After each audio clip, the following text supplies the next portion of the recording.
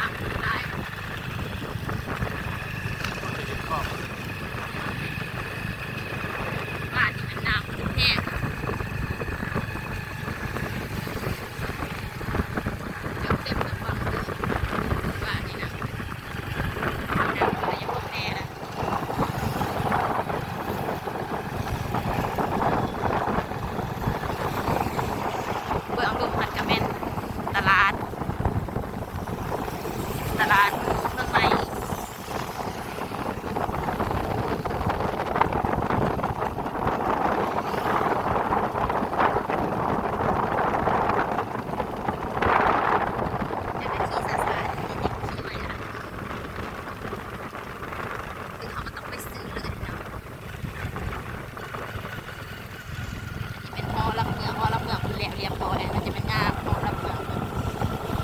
แป้งไม้มานี่เอาลูกเมืองแล้วเลยนะ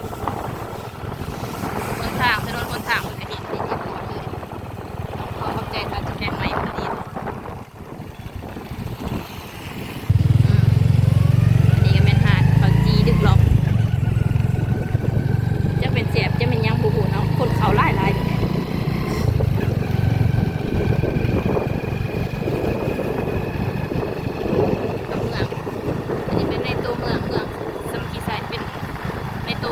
บ้านเลยเนาะ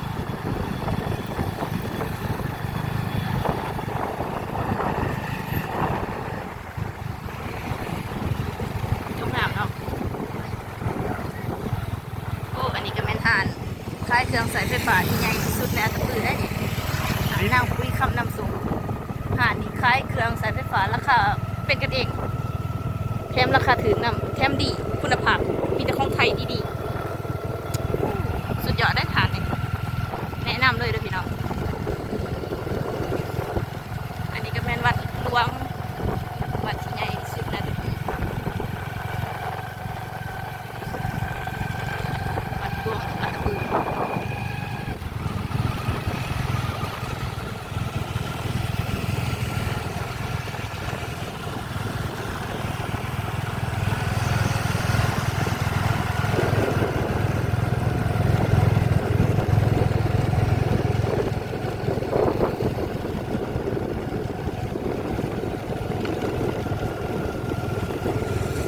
ลายเนาะมันจะปืนเขาเดี๋ยวนี้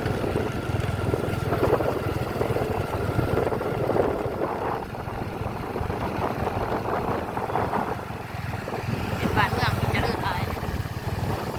ก็อนุสาวรีย์การประทานไก่สอนอนุสาวรีย์การประทานไก่สอนภูมิหาร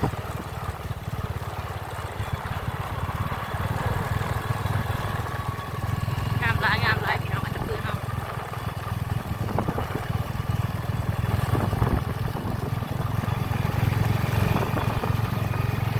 ถนนหนทางสะอาดงามตา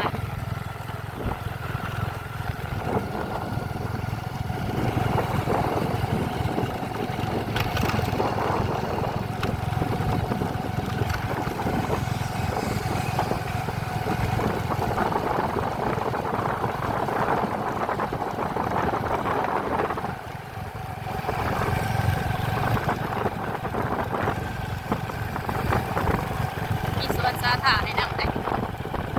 สวนสาธารณะไปยางไปนี่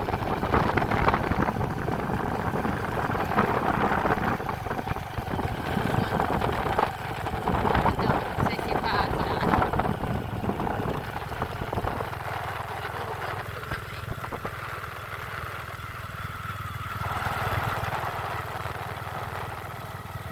สวนเจ้าใส่สิผ้าเพิ่นจะมาออกกำลังกาย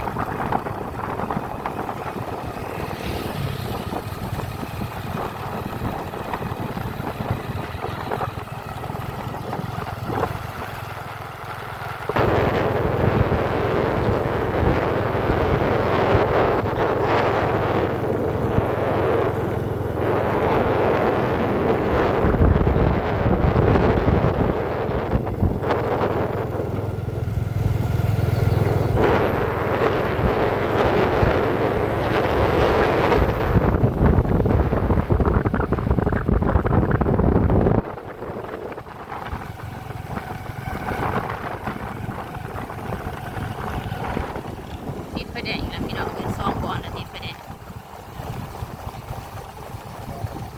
รถอะไรต้องไฟแดงยังได้รถดับก็เลยวะ